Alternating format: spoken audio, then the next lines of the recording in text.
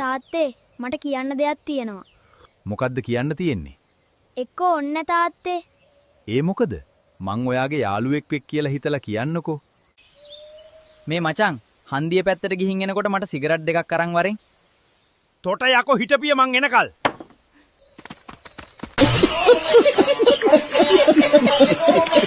Doctor මගේ පස්ස රිදෙනවා හැමදාම. මොන හරියද රිදෙන්නේ? ඇතුළට යන තැන ඩොක්ටර්. ඇත්තටම කිව්වොත් දේවල් එළියට එන තැනක්. ඔකට ඇතුල් වෙන තැනක් කියනකම් ඔය රිදෙන එක නම අඩු කරගන්න බැරි වෙයි.